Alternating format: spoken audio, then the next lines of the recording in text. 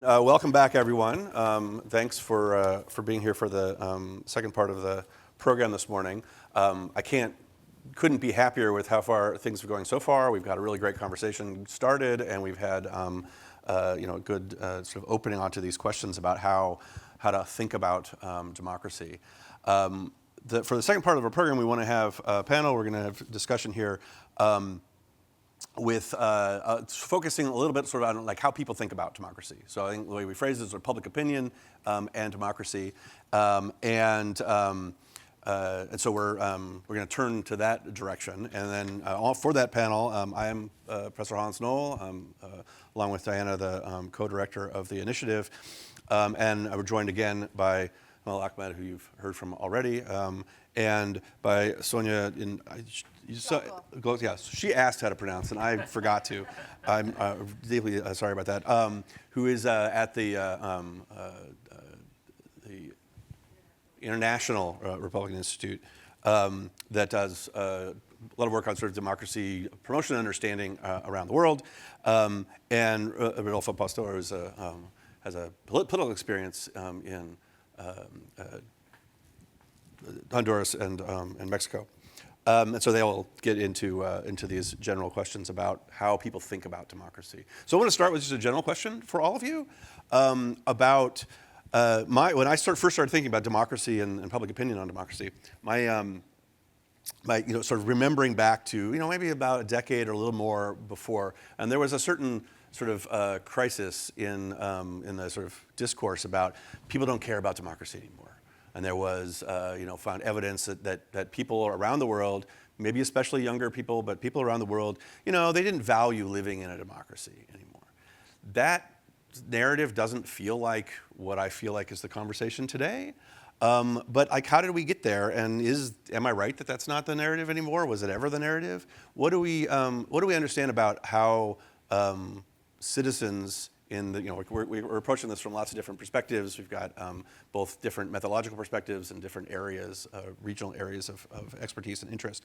But in the areas that you're familiar with and from the perspectives that you're familiar with, what do we know about how citizens value democracy and how they feel about the state of democracy in their home countries? And I'm going to, rather than pick on folks, I'll let people jump out and then we can kind of go. But if no one jumps out, my students will confirm for you that I'm fully capable of calling on someone. But I'll be happy to kick us off. Sure.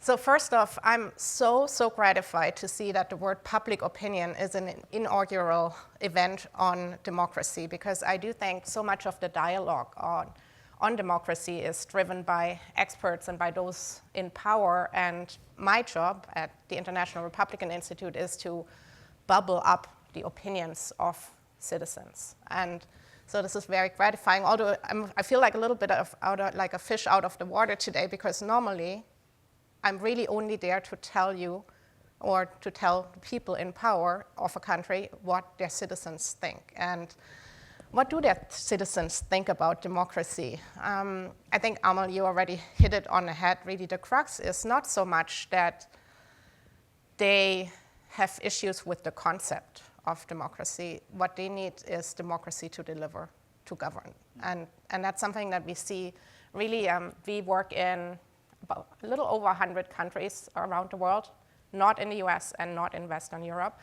But in the most part, and really the range of countries is from entirely autocratic regimes to fairly stable, if we can still use the word stable, democracies, is that people need legislatures and executives to deliver on whatever people's vision of democracy is, which, by the way, as a researcher, public opinion researcher, I was also so gratified to hear the word itself, democracy, is so contested. And when you have a public opinion survey and you have maybe 5 minutes to devote to an entire block of questions on democracy, it's incredibly difficult to get this right? Because even here in the room, if I gave everyone a Post-it right now and said, please, and we try to get the questions down to a 3rd grade level so that everyone in the country can actually give us a response in a survey, to a 3rd grade level in like it has to be read out in 10 seconds or less. Can you please give us a definition of democracy so that I can use it in my survey questionnaire? And I'm pretty sure we would have at least 99 different versions in the end. So the concept itself, when we ask about democracy, is already very difficult for our publics to capture. And I think I'll stop here right now. Sure, why not? Well, thank you again for the invitation. And I'll start by saying it's exciting to be back in the belly of the beast. I graduated from Georgetown from my master's in Latin American Studies back in 2013. And my story has evolved since then. I got the opportunity to study here because I was previously a Honduran diplomat serving at the Honduran embassy here in DC when in 2009 there was a coup back in Honduras. And there was a bit of backsliding in terms of democratic institutions in Honduras. And for me, Georgetown was an opportunity to kind of take a break from the struggle for democracy back home. I couldn't go back to Honduras at that point. It was dangerous for us who had been critical of the coup, who were against the coup, and who were victims of the coup, direct victims in political terms, and to kind of hunker down and reflect and study and try to understand what was happening, not only in Honduras, but everywhere else. And I remember being here in this library in 2013, right before I was about to graduate, when President-elect Peña Nieto of Mexico came here. And he was also the promise of a new stage of evolution of democratic transition in Mexico at that point. And since then, a lot has happened in Mexico too. I am half Mexican, half Honduran. And so I come from these two countries that have experimented very intense democratic transitions for most of my life, because it was back in roughly 1980 when in Honduras we finally transitioned from a military-run regime to a what was the beginning of a democratic government in Honduras. And I think throughout my lifetime and my own experience, and as a former public official and now a candidate in my country, in Honduras, I have seen democracy evolve. And I was very interested to listen to what you explained to us, Dr. Ahmed, because I am convinced that democracy, far from being some sort of static, fixed definition, is a process. And as a process, it evolves. It is dynamic and it is dialectic in nature. It is a dialogue between, obviously, contradictions and contestation and solutions that we need to seek if we believe that democracy is the best system to manage power and do so in a way that we can preserve liberties and rights. And I think that's kind of, because I understand the complexity of what is democracy. What are we talking about when we talk about democracy? Are we going to focus on electoral cycles and alternation of power, on being represented and feeling represented, on the fact that democracy needs to deliver and that we need to feel that democracy is in that way performing for us our rights, our liberties, our prosperity, our security, guaranteed by democracy or the government that democratically has been elected. I think these are questions that we need to think about. But there are fundamental definitions of democracy. Democracy is power of the people, for the people, by the people. And of course, who are the people? Who gets to say and who gets to impose on everyone else what their definition of democracy is or what their interest is. And I think democracy is a system that, in theory, should allow us to define through a social pact and using the public sphere, a definition of the common good of what is good for everyone. Maybe not best for someone, not for an interest group, but what is in the general interest. And that, I think, is something that should not be confusing.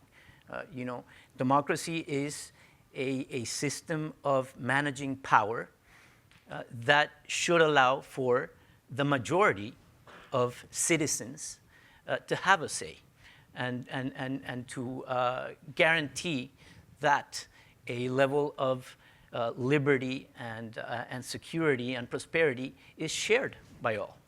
And I think that is what is at stake in many of our countries, including the US. And,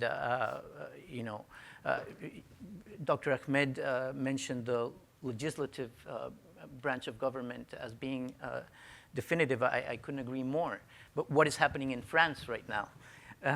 And then what just happened in Nepal or in Madagascar, right? And what I can say, just to finish this first statement, is that I do believe that if we agree on the fundamentals of what democracy is about, and if we agree that we can sacrifice a degree of freedom and in order to guarantee some sort of order and liberty, then we should expect that democracy to deliver. We should expect that democracy to be functional in governing us and to establish some sort of prosperity and security for everyone. And when that's not the case, then we're in trouble. And we need to be constant gardeners of that democracy. It's always changing, it's always evolving, it's not static. And so as citizens, we need to do our part to make sure that the democracy that we are part of delivers for most of us. Thank you. Thank you. So I'll start by saying I am not a public opinion scholar in the conventional sense. I've already told you I spend most of my time in the 19th century, so you can't really ask people very many questions, or they don't reply. But once I concluded the book, my attention very much moved to the idea of the democratic contention, this disagreement about democracy, which is so forceful today. And I started thinking about how I could get at that in the contemporary context in the US. And we have a lot of survey research, public opinion research that helps us understand this. But I'm a qualitative scholar, so I felt like I needed a little more texture. And it was really just a gut feeling. I felt like I need to sit down and talk to people. I need to understand what they're saying. And this also started with my collaboration with survey researchers to understand different conceptions of democracy. And we included some open-ended questions about democracy. What is the most valuable thing for you in democracy? And we got some of the typical responses. Freedom, equality, voting rights, those are the things that you might identify with democracy. But then we got a lot of answers that we couldn't really make sense of.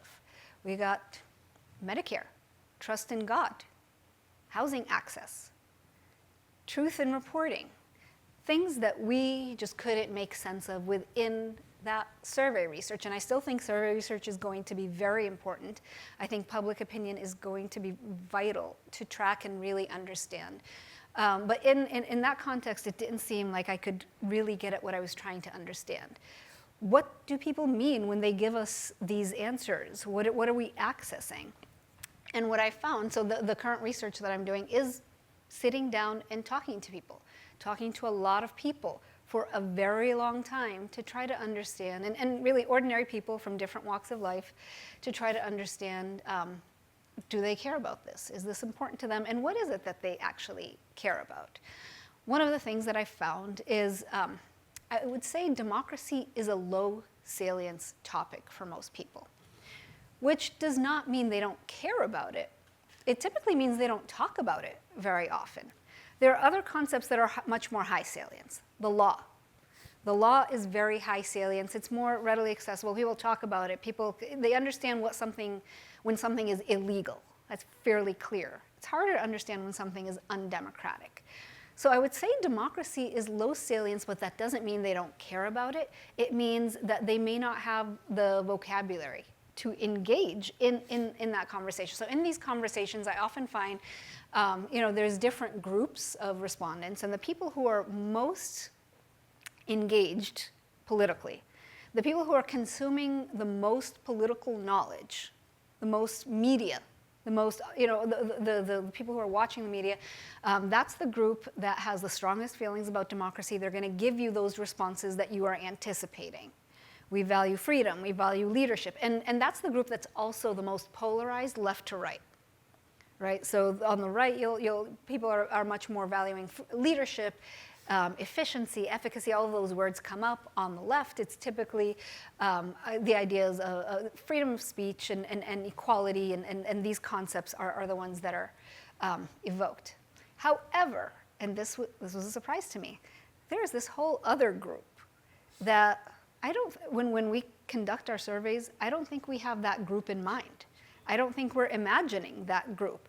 And that is a group that is not consuming as much political knowledge. They're not using the same vocabulary, but they have a lot to say about democracy.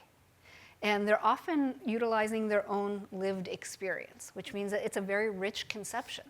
They have a lot to really bring into that conversation. And for this group, a lot of things come up, but where I would really,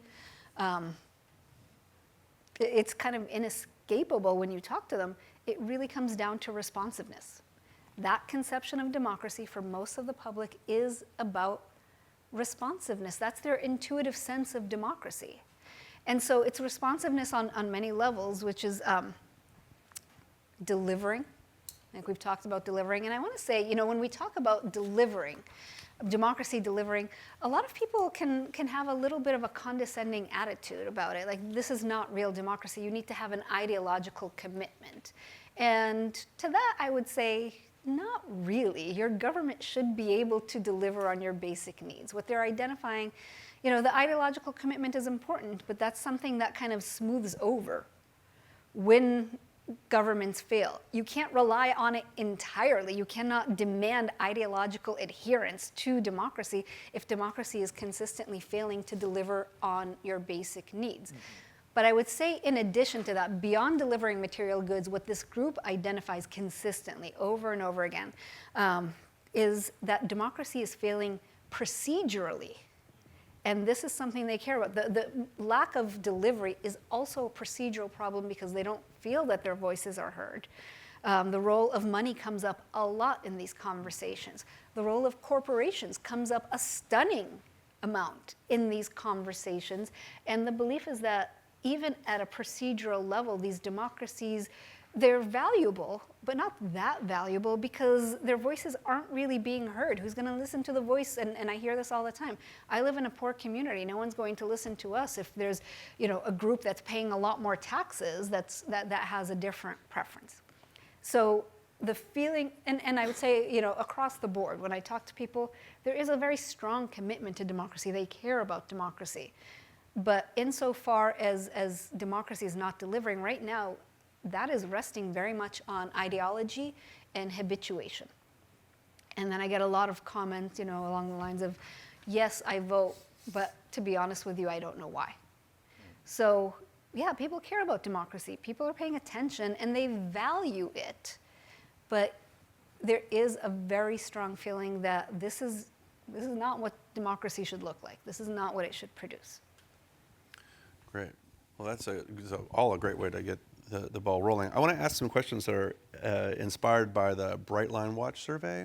So for those of you who are not familiar with it, Brightline Watch is a project that's meant to try to keep track of how both political experts, probably several people in this room have answered Brightline Watch questions, and citizens think about the state of American democracy with the idea of looking for where you might have a bright line that things have crossed. And they started this project sort of in 2017, and the latest report came out last month, and sort of reading from that report, they say that ratings of American democracy among the public as a whole and among experts are lower since President Trump returned to office, but they haven't changed measurably since earlier, April 2025. But expectations for 2027 remain pessimistic. So, and you can see this in the data. Like, there's just, we're not so sure, and then Trump gets elected, and then there's this like the means everything dropped down, except for self-identified Republicans. The other bit here is that the partisan gap in ratings for U.S. democracy is at its highest point since we started collecting data on this question in 2017. And so what I want to turn to the panel is, so what's the consequence of this kind of situation where you have both declining sort of faith in your own democratic institutions and increasing polarization around that faith? And what does that mean for, what does that mean? Anyone? Well, Please. I think, thank you. I think that, again, if we are not effective, if we are not efficient in solving issues that affect the people who are being governed by these institutions, by this system, then we are not going to earn their trust. And that is a challenge that we will be confronted with for many reasons. And one of them, I think we've identified is, for example, inequality, right? We have Latino Barometro for Latin America. And for the last 30 years, we've been measuring support for democracy. And it's been eroding. And it's been eroding because more and more people feel like they are not being representative and they are not being provided for by democratic institutions in their countries. There was, at some point, with neoliberal, capitalist forms of government, the promise that conditions for these people were going to improve. But for most people, they haven't. They have actually slowly eroded and deteriorated. And so that's going to be an issue. It already is an issue, and it is an issue here in the United States too. Inequality, growing inequality, disenfranchisement, I believe you say. But also think about changes in technology and what that means in communication and information, how we will be able to keep the dialogue going and keep it honest between the people and authorities, for example. And then let me inject another ingredient, which is climate change, and how that will impact our quality of life and how that will be confronted by our authorities. So we have continuous challenges to the capacity of authorities and governments and institutions to deal with this change. And what we are seeing to this point is that these institutions have not been able to solve these issues and confront them and solve them. And so the contradictions keep accumulating, conditions keep deteriorating, and that is obviously going to have a cost to the belief and the trust that people have on democratic systems, or what is supposed to be democratic systems. Yeah, please. I can jump in, and I very much agree with that. And I think I'm not at all surprised by the Bright Line Watch findings. And I will add to that something that really caught my attention in the last US election, presidential elections. Exit polls showed that among respondents, there was a question about how threatened do you think democracy is? How much do you think democracy is under threat? Of the respondents that were polled, 37% said that they thought democracy was very threatened. That's the highest category they had. 37%, that's a pretty high percentage, said it was the highest category of threat. Of that 37%, 47% voted for Kamala Harris, 50% voted for Donald Trump. Right? So there is no greater display of democratic contention. And a lot of people have made claims that we made all these democracy warnings and they weren't heeded, or maybe these people were duped. But there is a lot of evidence that there is real credence behind these concerns. And it really took me sitting down with people and understanding the texture of the grievances to understand. I mean, there were legitimate democratic grievances, and they will voice them regularly. The ongoing prosecutions of Donald Trump, which have been identified as the targeting of a political opponent, and the politicization of the Department of Justice to remove a competitor from politics. Removal from social media has huge impact with this group, this group that's concerned about the democratic credentials of the Democratic Party. And the removal of the top of the ticket through procedurally irregular mechanisms. And you know what? None of this is incorrect.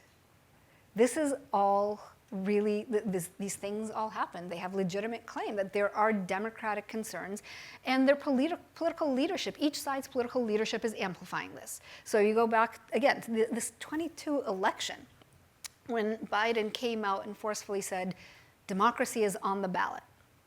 That was the big tagline for that election, and kind of my heart just kind of sunk a little. Number one, it's a ballot. So democracy is always on the ballot. Democracy is always on there. You don't need to state it. But then once you mobilize the category of democracy in that partisan way, it is always going to come with a partisan valence. And so each side is looking at what elements of democracy their political leaders are signaling.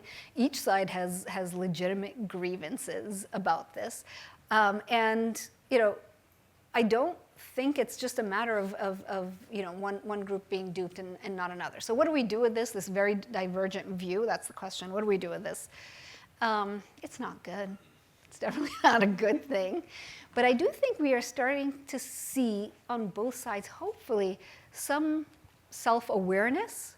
And I don't know, and so I've been pessimistic all day long. I'm going to throw in a little optimism here, because I am seeing some self-awareness, especially when it comes down to, so the most recent thing, again, I'm so laser focused on this issue of speech in the public sphere.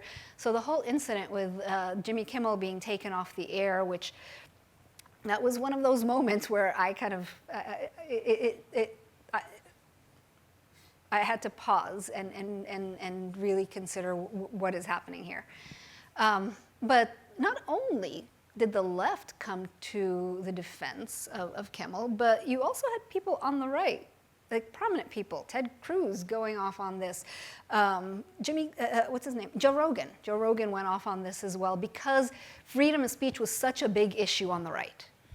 And the removal of Donald Trump from social media was a huge issue. And in that moment, they identified the hypocrisy. They were also afraid of what would happen if this tool was wielded by the other side, and they made that claim. Now, on the one hand, the cynic in me says, well, this is a bunch of rich white guys who are coming to the defense of another rich white guy. So I don't know if that's like the redeeming moment that we want, but it was an important moment. And you saw pushback, and that kind of self-reflection on both sides. And I'd like to see it also on the left, not in the self-flagellation with all of the problems with the left and identity politics, but really just considering, were we pursuing a model of liberal democracy in this period? I don't think so.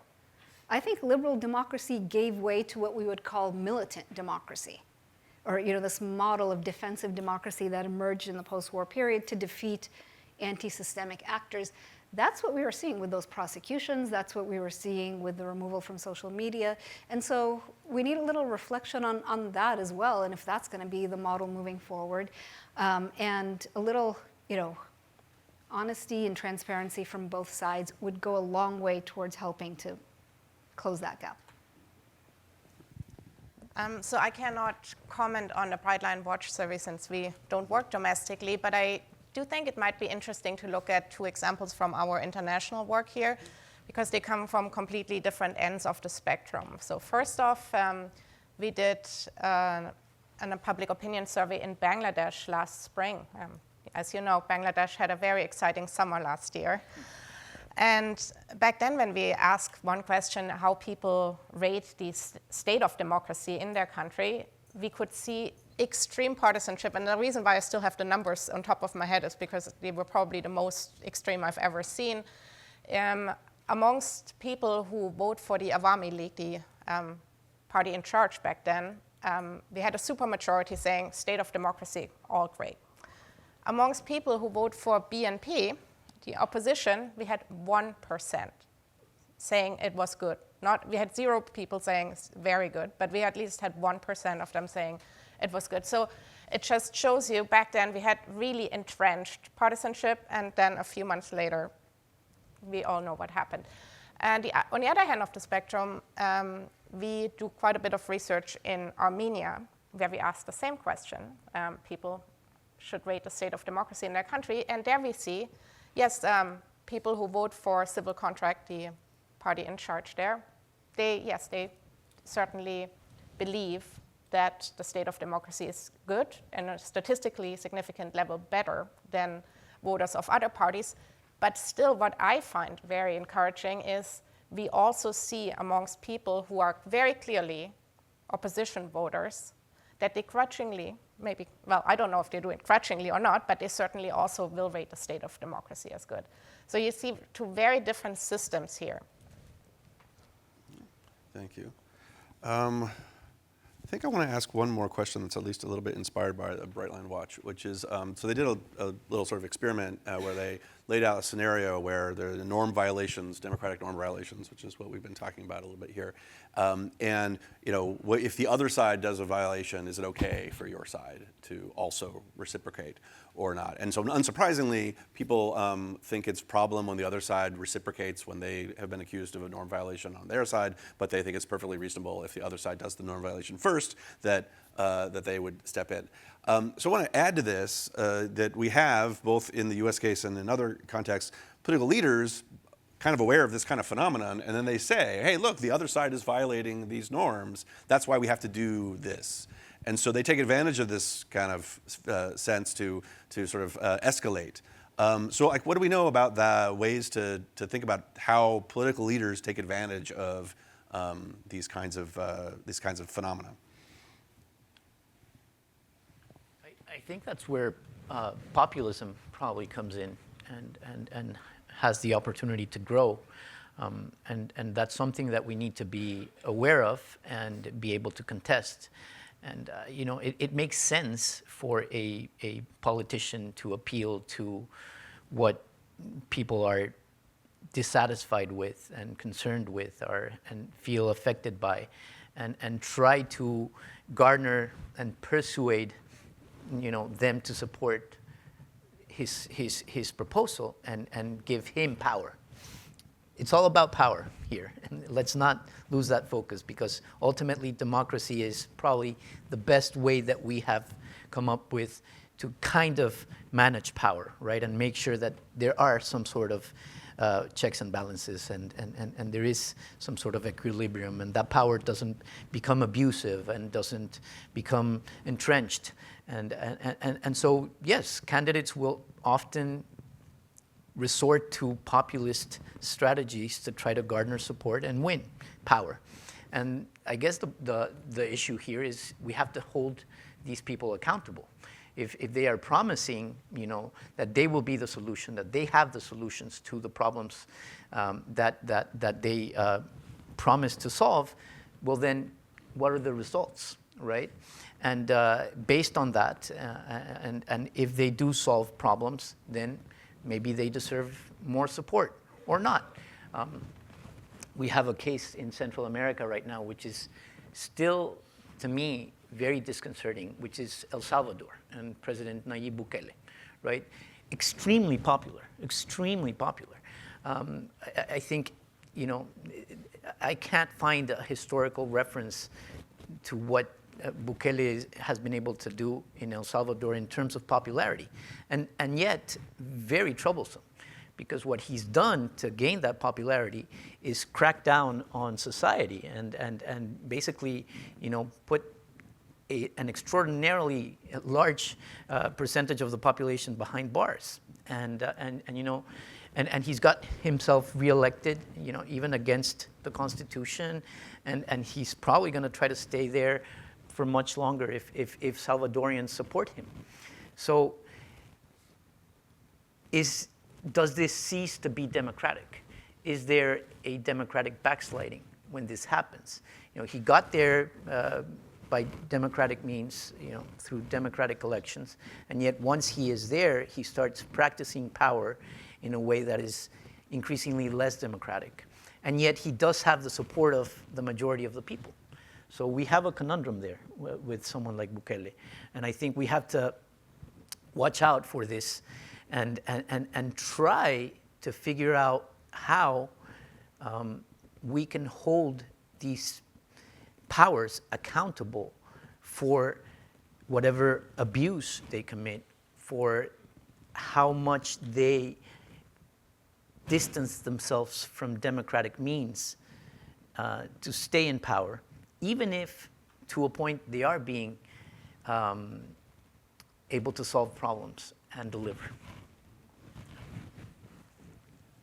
Other thoughts?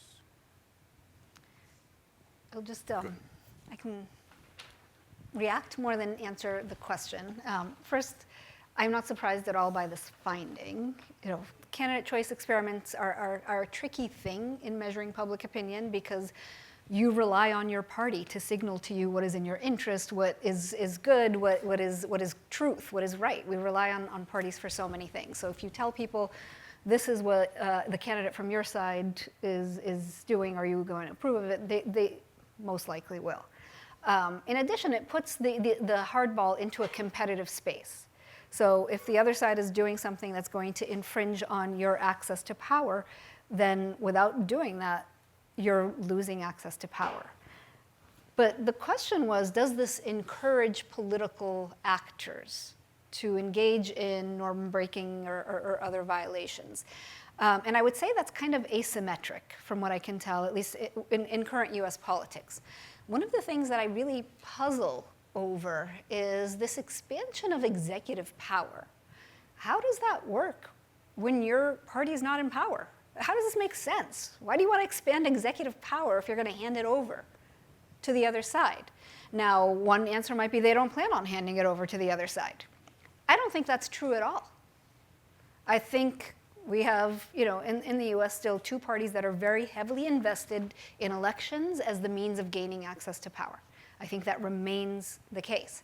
However, I think what a lot of people might be counting on is that this power won't be wielded as effectively by the left because their concern is preserving the norms, preserving democracy. That's what they're running on, and that kind of hardball is antithetical to their vision.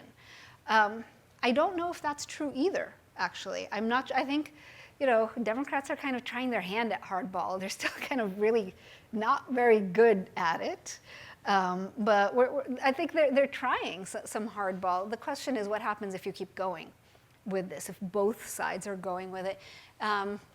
You're going to have a disintegration of norms. And so far, that is what's in play. The American political system does not easily allow for changes in institutions and legislative and legal changes. It doesn't easily allow for that, but what you're seeing really shifting are changes in norms, and those don't have to be devastating. They are destabilizing. But if it may be a moment where hardball meets hardball. The real danger there, and what we see with democracies all the time, and this is, I would speak more globally than in the US, democracies fail for many reasons, but one of them is people don't think they can hold on for another 4 years under the opponent's leadership.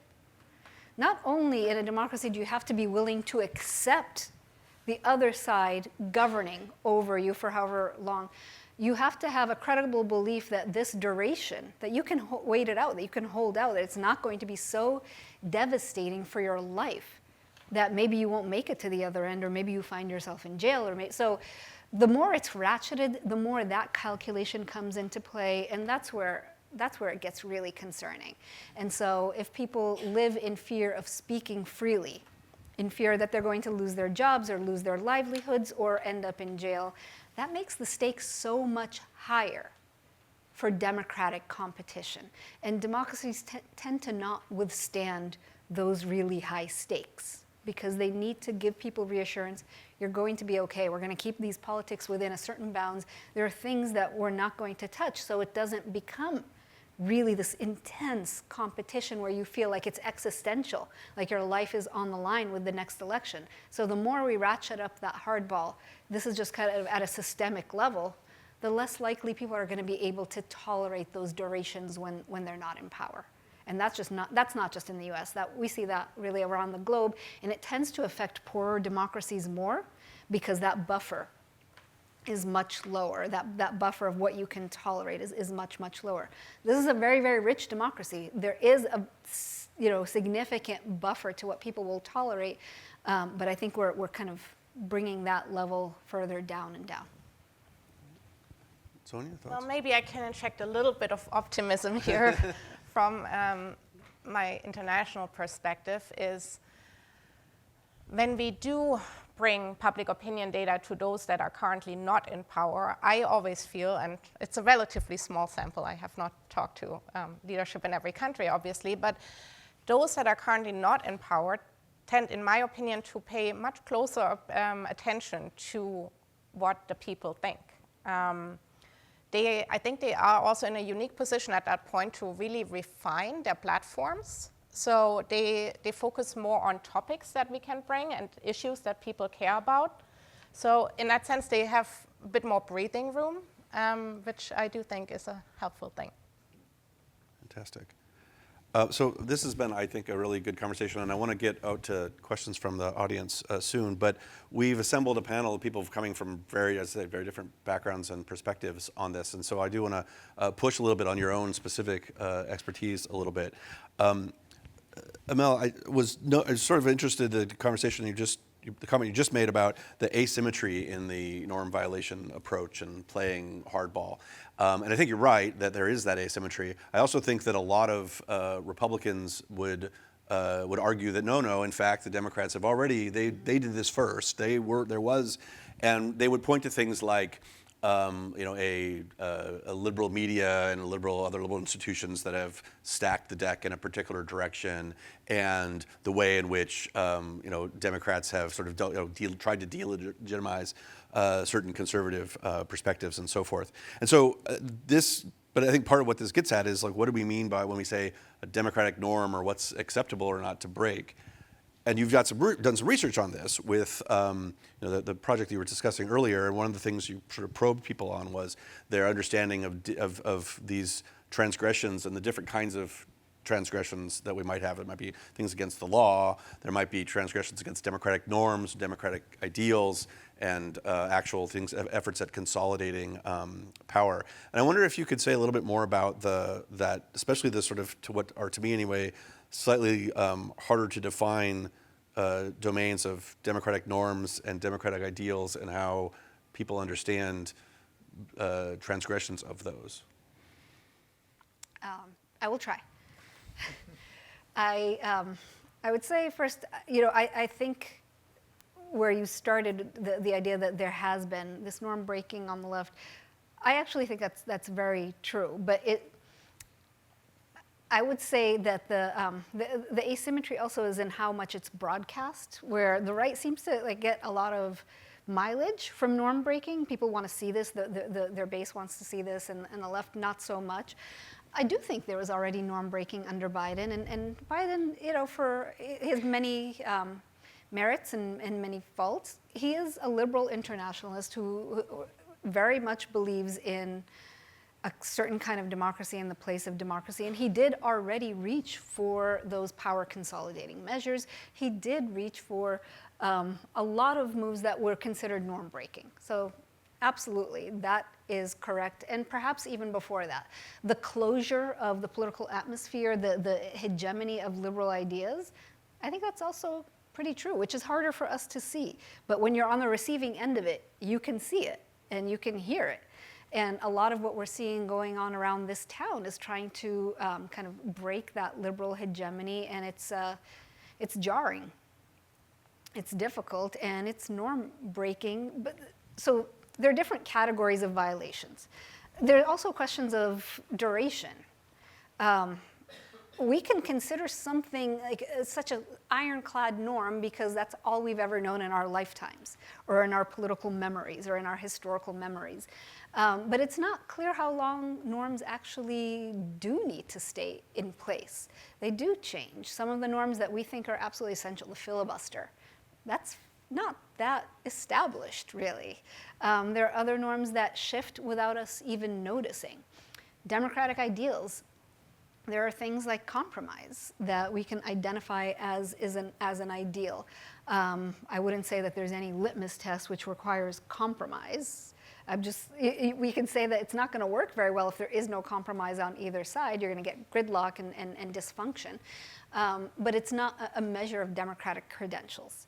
And so then you get into other areas. Violations of the law. I think there we can all sit comfortably in saying that this is out of bounds, violations of the law. But one of the things, I was talking to someone earlier, and one of the things that's extraordinary about this unprecedented several months that we have seen is that most of this has happened through the existing institutions, through the existing legal framework. And we can dispute whether or not there have been actual violations. There have been kind of flirtations with violations. I don't think we've seen overt violations. Everything is happening within the existing structure. But it is violating norms. And that is destabilizing in that we need to be able to anticipate what's coming in order to engage in any sort of meaningful politics. So the violations of norms rests in this middle place. I think we're seeing how much of our system actually relied on norms in a way that we haven't appreciated before. Because if everything that's happening is happening within the existing framework, either this framework wasn't very democratic to begin with, or there's a lot of places where we were relying on unspoken norms to glide over things, and scholars have really talked about this extensively. You can't codify everything. You can't put everything into a rule. You can't put everything into law, into procedure, into policy. And so we do rely on norms to smooth over that, and it's something that's important for any political system. And I would not be surprised if moving forward, we do see more attempts to codify. More attempts to codify presidential powers, for example. More attempts to codify, what is permissible. And I think that would not be, it's a policy solution. I don't think that's a bad idea. Let's put more specificity here. We've already seen it after January 6th. We saw attempts to codify. They were kind of meager. But I think that would be the situation, that would be the direction to move into. If the norms aren't there, you need to put more specificity into the laws. Thank you. And Rodolfo, I want to ask about some of the lessons you've learned from your political career. In particular, so you've helped navigate through, and were up close to the sort of crisis in Honduras in 2009. And from today's vantage point, I can look back and say, there was a constitutional crisis, there was a thing in the moment. How do both leaders who are going through it and ordinary citizens understand something that we will in retrospect call a crisis, or that maybe in the moment they're calling a crisis, but we understand better now? Like, how do people understand it when they're living through it? That's a good question, Hans. What justified the coup in 2009 for the people who perpetrated the coup was the fact that the government, led by President Zelaya, was proposing a referendum on whether we should revise our constitution or not. And that constitution, which is still our constitution up to this day, was originally written in 1980, when Honduras, like I mentioned, was transitioning from a military regime to a democratic regime. When that constitution was written in 1980, it was written by a very elite group of people under the supervision of both the military regime that was going to hand power over to civilian government, and another very important actor for our region, which is the US.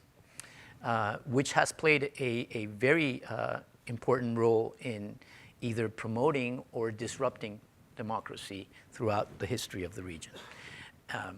So that constitution and the social pact that that constitution in theory reflected was guided. And so it did make sense in 2009 to go over and revise a constitution that was written under these conditions back in 1980. Honduras was no longer a country, the same country as it was in 1980. And yet, the mere fact of suggesting and promoting a referendum to see if people, a majority of Hondurans, would want to revise the constitution and write a new constitution triggered such a crisis and enabled the powers that be to oust the president violently and to establish a coup regime. Not only that, Hans, but after the coup and because of the coup, as a result of the coup, the people who came into power and who stayed in power up until 2021 committed a number of abuses and abuses of power and deteriorated democratic institutions to the point that former President Juan Orlando Hernandez is now serving a life sentence in New York for arms trafficking and drug trafficking. And he was president of Honduras from 2013 until 2021. He got reelected like Nayib Bukele did in El Salvador, even if the constitution in Honduras, the constitution that the coup was in theory defending, prohibited him from doing so. So what I witnessed and what I can see from hindsight now is that it is very easy for people in power to use that power, and through the control of information and the media and access to resources, be able to influence the reality and impose a project on the majority. And that destroys democracy, that disrupts democracy. And that's what we have to be careful of not allowing that to happen. The US is obviously an outlier when it comes to comparing it to Latin America, because the US is known for strong institutions. And the US, following the British tradition, has this constitution that is more general, more broad, and is interpreted, as things evolve. Our constitutions are much more expansive, extensive, and they define norms that don't adapt easily. And I think that's what really could be a solution to this challenge that democracy has right now, not only at a local, national level, but also at a global level. Democracy is under crisis. I mean, multilateralism is under crisis, is under threats. And so in order to prevent that from happening, what we need to do, if we are concerned with preserving democracy, is trying to help these institutions that democracy is based on to adapt to the ever-evolving reality. And that's also why I mentioned the power of technology. What is artificial intelligence going to do to our capacity to govern ourselves? Is that going to be the solution and the end of our troubles in democracy, or is it a huge threat to democracy? It depends on how we deal with it, and also about climate change, right? I mean, how are we going to react as a global community and at a local level to this huge challenge that climate change is already representing? In the case of Hondurans, 27% of our GDP comes from remittances that are sent by Hondurans living abroad, most of them here in the US, most of them undocumented, that are currently under threat of being deported. The US government just decided that conditions back in Honduras were safe enough so that they could end the temporary protected status program that had benefited, only a fraction of Hondurans, 50,000 Hondurans out of almost 2 million Hondurans who are living in the US. So we depend on that to keep our economy going and to keep the country and our society at a bare minimum. what's going to happen? What's going to happen as climate change makes conditions worse in Honduras and in Central America, and people have to leave these countries because they can no longer survive, they can no longer feed themselves, they can no longer stand the heat, the drought, the floods. People are going to have to move, not only in Honduras, not only in Central America, all around the world. And we're going to have to adapt as humanity to those huge challenges. And making sure that we do that in a humane way, in a way that that manages and respects liberties and rights and freedoms and prosperity, that's a huge challenge. And it will be up to all of us. And it should be dealt with in a democratic manner. But I don't think that democratic institutions right now are equipped to deal with that. Thank you so much for that. I'm just sort of marveling at how much we talk about, we start talking about democracy, which is already a big enough topic, and then we can't help but get into all of the other questions that we're interested in. So let me round out my questions with you. So a minute ago you were talking about your involvement with, communicating results from surveys to political leaders, and Out Party is somewhat more responsive. But more generally, in that process, like what do you find are the points of agreement or disconnect between how citizens think about democracy and democratic institutions and the goals, and what political leaders understand as important for maintaining and cultivating and protecting democratic institutions? That's a great question, and there certainly is oftentimes a bit of a gap between what leaders think and what citizens think. We already talked earlier about the issue of saturation, right, with democracy. So citizens, they value the concept of democracy.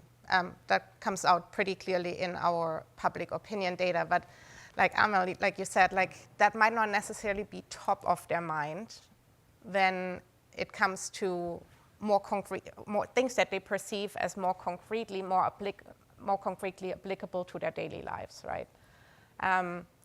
That's especially true in countries where people face enormous economic challenges, as in, when you're busy trying to feed your family, are you thinking about your freedoms? Are you thinking about if you have true elections with a variety of candidates? Versus when we bring this data to leaders, oftentimes they have very practical, they look for the practical bits in public opinion. In the best case, they look for practical bits, how they can adjust policies to meet the needs of that citizens have expressed.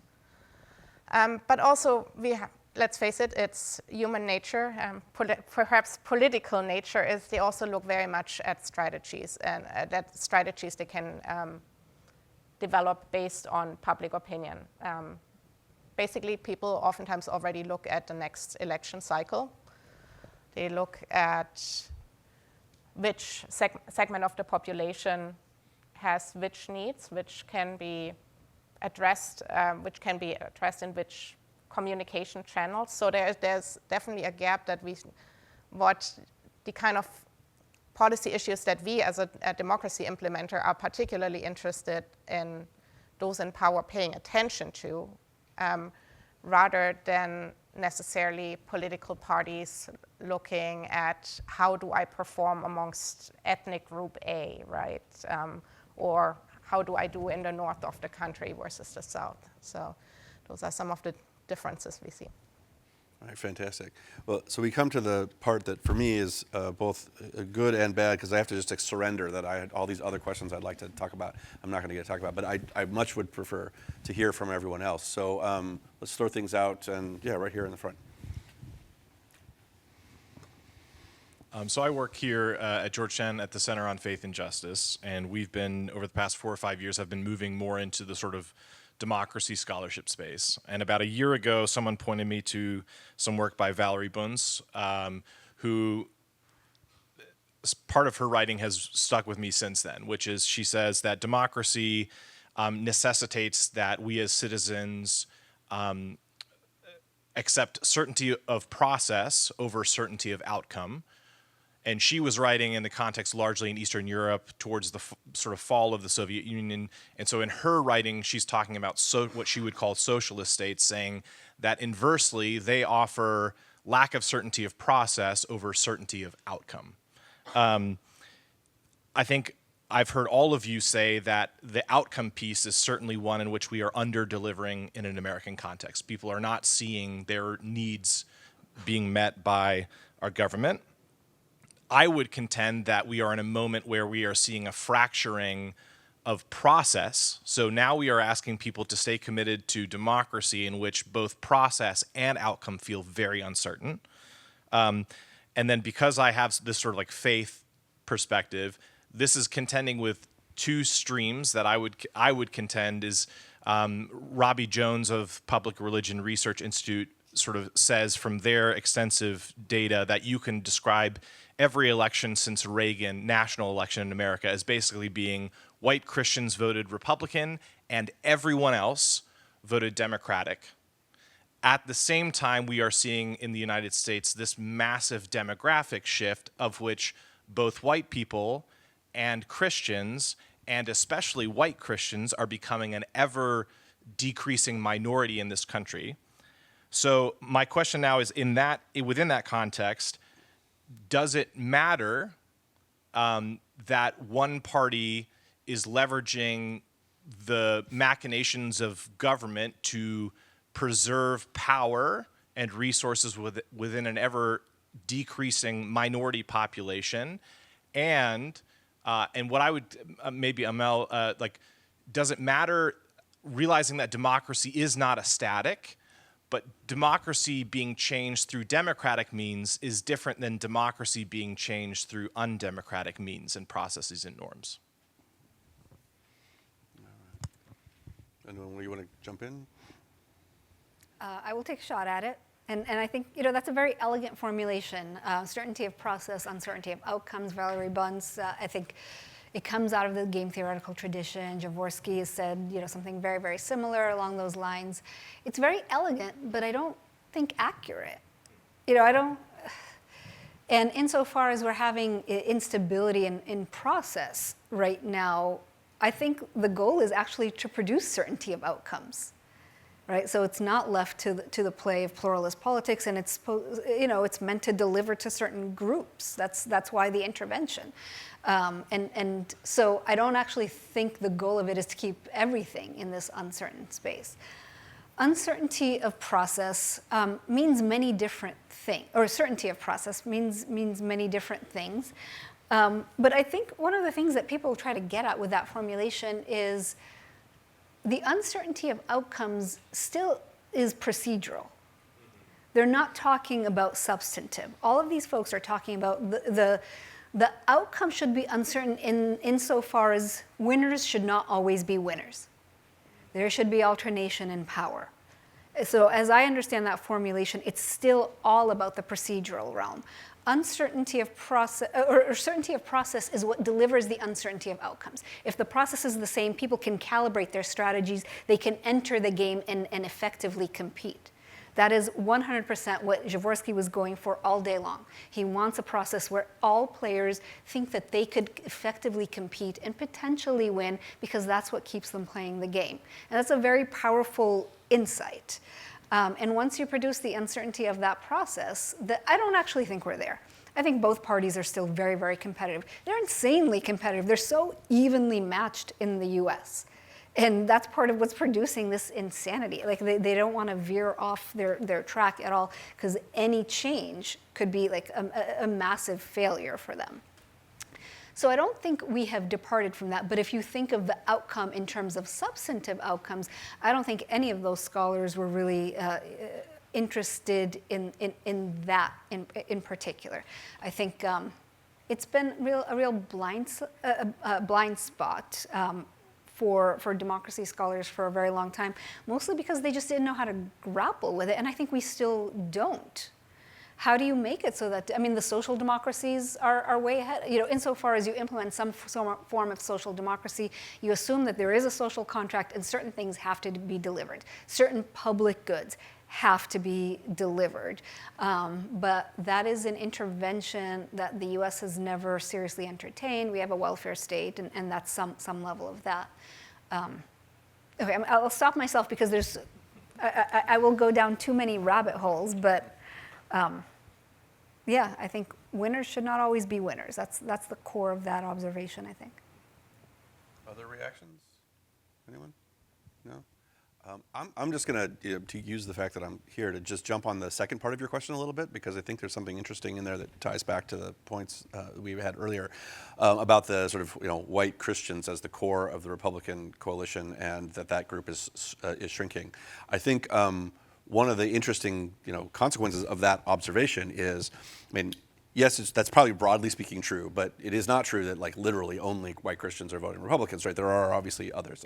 Obviously, you didn't mean to imply that otherwise, but that additional coalition, how much more you do to build that coalition, is part of like how much of that and how much of it is part of the perception of the political division, right? And so when non-white but conservative voters vote for Republicans, they're viewed as aberrant or having defected in some way, and there's a sense that it must be that we have institutional unfairness built in somewhere with the Senate that advantages rural states and so forth, which we do have, right?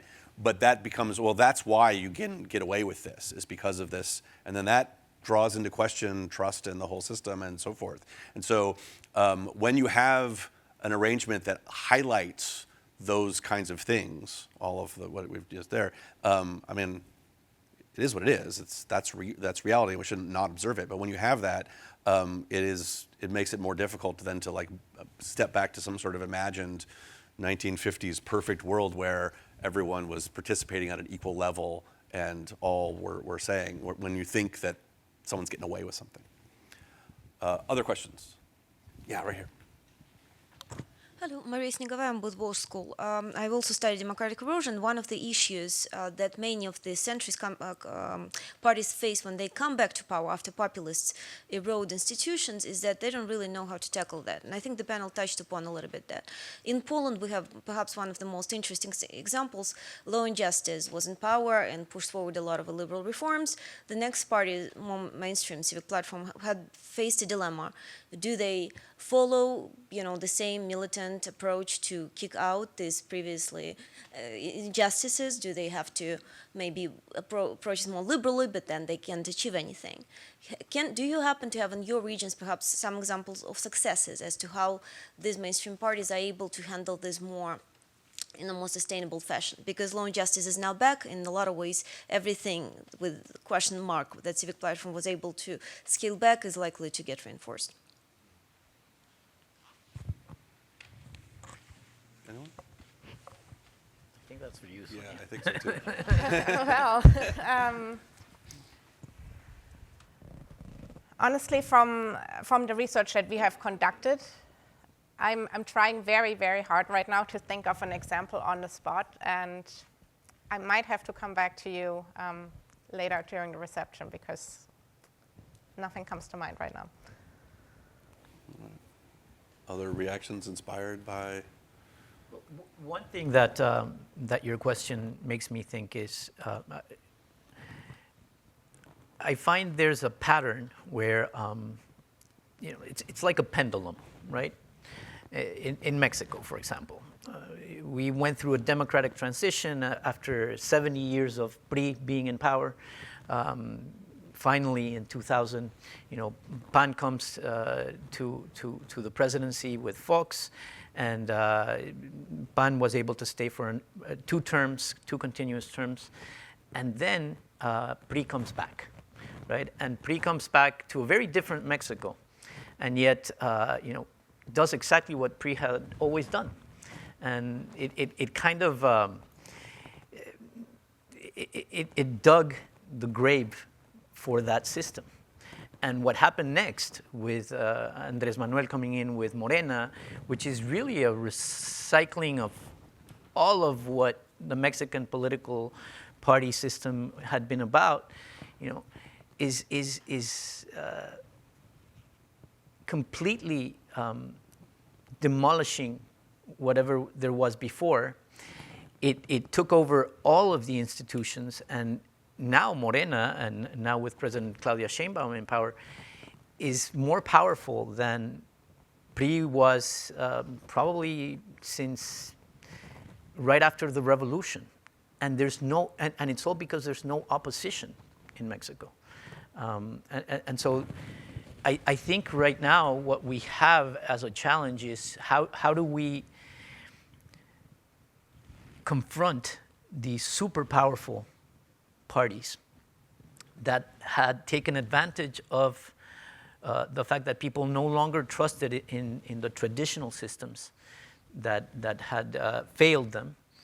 And these parties are now so powerful that there's not even a way to oppose them because the traditional parties don't have the legitimacy, don't have the credibility anymore to do so. How do we come up with a new opposition that is capable of contesting these super powerful regimes that are also the result of, a major failure to perform and to guarantee prosperity and security for the vast majority of the population? I'll just chime in quickly, because this goes back to kind of the asymmetry question, right? One group is going hardball, power consolidating measures, and the other group decides that they're going to be magnanimous and calm everything down, and that's not going to work, right? That's just not going to work. Just your political sensibilities have to tell you that you're going to lose that game. You're not going to take it back to the 1950s or the 1970s or the 1990s, right? We are here in 2025. But then it really matters what we're talking about. So court packing is one thing, right? So if we're talking about court packing and one group is doing it and then my group comes in and they decide they're going to take the magnanimous route, I'm going to be a little angry. If that's the game, if that's what we're doing here, that norm is no longer in place. That is the information we have. That norm is no longer operative. You cannot unilaterally reimpose a norm that the other side is not observing. Norms have to be agreed upon. And so if the information we have is that norm is no longer viable, then that's the information we have to act upon. And hopefully at some point another norm will emerge that stabilizes that. And I'm going to put out of this conversation questions of political violence, which are not norms. That is a violation of the law. And so if one group is violating the law, that doesn't mean the other group gets to violate the law. But if we're talking at the level of norms, and most of these conversations right now are really about norms, then you kind of have to read the room. You can't hold on to a norm if it's no longer there. And as much as we want to return to these, what we thought of as modes of civility, you have to look for new norms. You have to look for other ways to stabilize the system, other things that you can agree upon, either openly or behind closed doors. I'm a big fan of behind closed doors with smoke-filled room. Do whatever you need to do.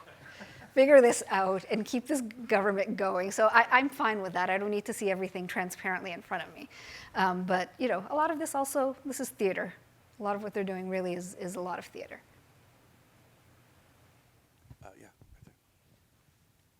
Yeah, thank you. I have two questions. One,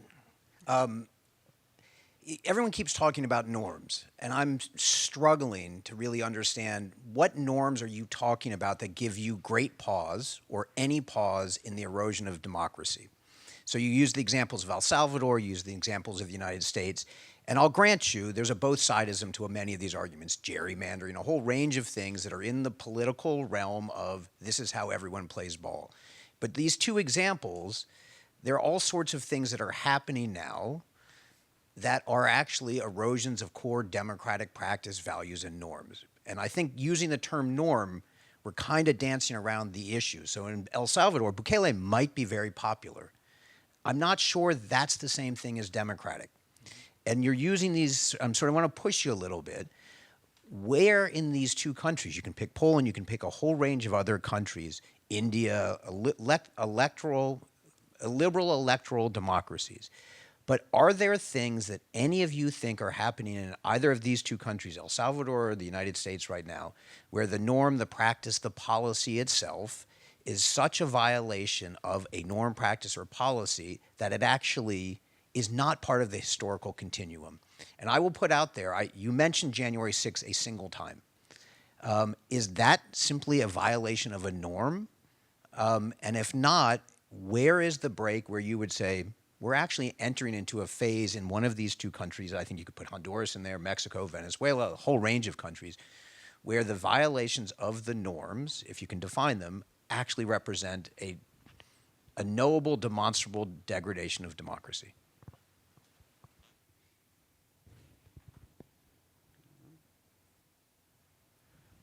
I would like to have time to think about it before answering, but no, I understand what you're asking. I think I share the same concern.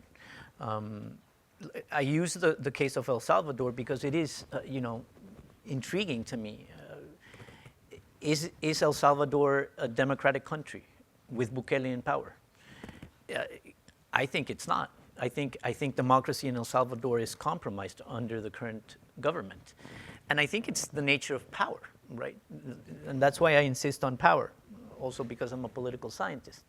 But power tends to concentrate. It will always do that. It's in its nature.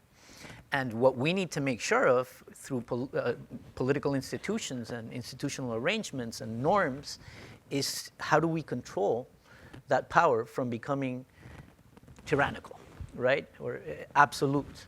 And I think we've come a long way since we started working on modern democracies, and yet I think right now we're coming to a point where clearly most of these norms and institutions are obsolete. They're not responding to realities, and people are reacting to that. People are, Bukele is hugely popular in El Salvador because of the crackdown on crime. Where does this, vicious, violent, criminal organization comes from? And one of the threats to democracy that I had enlisted in my mind was, besides wealth, and wealth also tends to accumulate as power does, and Dr. Ahmed mentioned it when you referenced oligarchy, but besides wealth, organized crime, right? What organized crime has done to a region, for example, is brutal. And our region, I speak of Central America, has mostly historically been just a transit point for drugs coming in from the south up north. And it's a market dynamic. And it's created an enormous amount of wealth. And drugs go up, money comes down, weapons come down, very powerful weapons. These become organized crime becomes so powerful that they can even finance campaigns. They can take over governments. They can be part of the democratic dynamic, right? And that's why Juan Orlando is now serving a life sentence. And here in the U.S., not in Honduras, by the way. In Honduras, we were not able to oust him. We won an election after 3 times that we tried. We basically won that election, and then it was the U.S. that prosecuted him and brought him up to be tried here for crimes committed against the U.S. So I guess what I'm trying to get to is we need to figure out how we hold whoever comes to power accountable, and how we make sure that power is accountable and under control and does not keep breaking democratic norms, because power will do that. If we let it, that is the nature of power. We have time for a quick If you want to response? a Yes. little bit more, yeah, go ahead. Just to answer your question about January 6th, to me that was very clearly a violation of the law. So that is a violation of the rule of law, which has to be a violation of democratic practice. Not the part where they were challenging the election. Right? That electoral challenges are fairly common. They are, contested elections are part of our history, a deep part of that history. But the moment in which they crossed over into the Capitol building, that was a violation of the law and undemocratic. Now, the question, the slippery slope that you're identifying is, what if they hadn't? What if it was just this massive rally as they were validating the election, led by a political figure? What is that? So that is very much in the category of a norm, right? Don't do that. Do not rile people up outside the Capitol, putting pressure on people to alter their position. But it's still a norm because it's not codified. And I think the point that I'm trying to make is we are realizing how much of the functioning of our democracy has relied on unwritten norms, which is not what you would find with newer democracies. I think you were making this point. They codify as much as they possibly can. They don't leave it up to norms where people just kind of understand how things are going to go. And so much of what we have been relying on are norms that are no longer viable, especially in the current circumstances. The use of armed forces in our cities is permitted by the law. This, the president wields the legitimate power of violence in this territory, and this is permitted by the law. And a lot of us are scratching our heads wondering, how is this possible? And there are legal challenges. There are many legal challenges. It will be litigated. It will be, in the courts for a very long time. But it's not a clear slam dunk, no, this is a violation of the law, this is a violation of democracy. And so we can't just load up democracy, the term democracy, with all of these norms of things of how we want people to behave. Right? That's not a viable strategy. I want to see much more codified. I want to see much more codified in terms of how elections are validated. I want to see more codified in terms of like the presidential immunity. I don't know, why do presidents have immunity? I don't get that. Let's revisit that. There are all sorts of things. Let's have these conversations. Should this be available for any president? Should this power be handed over to any president? And I think a lot of people on left and the right would want to have that conversation because they're finally realizing, oh, well, if this power is wielded by our political opponent, I'm not going to be comfortable with that. And that's where that conversation really needs to be. No one should have this power. No one should have the power of making people feel terrified living in their democracy and feeling like they don't have security in their person, they don't have security in their property, they don't have security in being able to voice their speech. And I think a lot of people would come to the table saying, yeah, we agree. The president should not be able to do that. No executive should be able to do that. No elected official should be able to do that. And bringing it back to those fundamentals, I think, is a much more productive conversation than he did this and then they did that. And that's, okay, thank you. Thank you for the question. But I do think, yeah, January 6th is different. That is different. I have that we have like 3 minutes left, but 3 minutes is, as my son would say if it was bedtime, 3 minutes, we can still use 3 minutes. Don't make me go to bed yet. So any last questions? We have a last? Yeah, right here. So most of the conversation so far has sort of presupposed the polities as more or less rational actors, right? And so, Dr. Hoffman, you talked about persuasion being very important dynamic in democracies. No one's really talked yet about truth decay and how how information lives in our world today and how that affects democracies and freedom of expression, et cetera. And so it makes me wonder, not today, it's been a while now, what the traditional way we dealt with freedom of expression in democracies was otherwise known as availability of alternative information. Now, a few years ago, someone brought up the term of alternative facts. And so now, as we're preserving, I see this struggle of preserving freedom of expression with preserving some sense of truth and factuality in our polities. And I have yet to see or myself conceive of any way to deal with that struggle. Do you have any thoughts on that and how that plays out in how you think of and evaluate public opinion?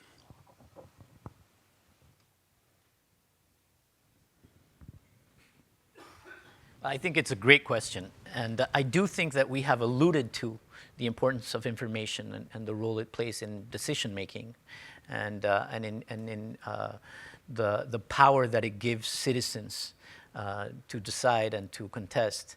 And also the way that authorities, governments, people in power use information to explain their narrative, to frame their narrative, and therefore to prevail. And I think that's one of the challenges that we have ahead of us. And you know, we know what the radio and TV or you know, the print, the press did in its time. I think right now, well, we have internet and now we have artificial intelligence, and I think that's a challenge. But I also like to be an optimist. If not, I wouldn't be a politician. And I think that we could harness these new technologies to improve the way that information is distributed and how the public and the people and citizens stay informed, are better informed, and therefore make better decisions. Now, it's a very, you know, new world, and we need to be brave and we need to be cautious about how we venture into it. But I do think that that's definitely one of the most important issues that we're dealing with right now. From our public opinion research, we definitely see correlations between people paying attention to an issue and self-assessing their information level on this particular issue as high, with satisfaction with whatever policy initiative is being undertaken. So if we're in the Gambia and we're asking questions about, you know, do you want certain constitutional reforms? The people who say, I paid a lot of attention to this matter, or I spent at least an hour a day researching it, we see higher satisfaction or more approval of making these changes. That said, we also sometimes allow ourselves to ask objective knowledge questions, right? We then say, well, you know, what exactly is in this paragraph? And then you can even see one more correlation, which is the people who then have the objectively correct fact, they are still higher on the approval scale or on the engagement scale with a certain policy initiative. So I guess one could say truth, whichever way you want to take that, does lead to satisfaction with democratic initiatives. Last word? I don't want to stretch the 3 minutes too much, but very, very quickly. My push for speech is not about the truth. I think I would concede that territory has been destabilized in a way that really can't be regained in any reasonable manner very quickly. But I don't, you know, there's nothing in the US Constitution that says anything about truth. It protects speech, dissenting views, and I think that's critical. Whatever you think the truth is, you need to have those dissenting views. It is the first and most closely guarded of amendments in the US Constitution, and I think that is, you know, very important. All of the litigation that we're seeing right now about the administration's actions, most of it is centered on speech. Most of it really has the First Amendment at its core, and it's going to be hugely important. We talk all the time in kind of campaigns and strategy about political signaling, how important it is for people to see versions of their reality around them, people who share their opinions, even if it's a sign on your lawn, seeing people out on the street validating a certain perspective. And the closure of the public sphere is dangerous for me, from my perspective, in that respect. People won't see those signals. People will only see one set of signals. So we don't have to, you know, delve into truth and untruth to understand that speech has to be open, it has to be available for all parties in order for there to really be a contest. Well, thank you, and thank all of you for what I think was a very interesting discussion. Please join me in thanking everyone.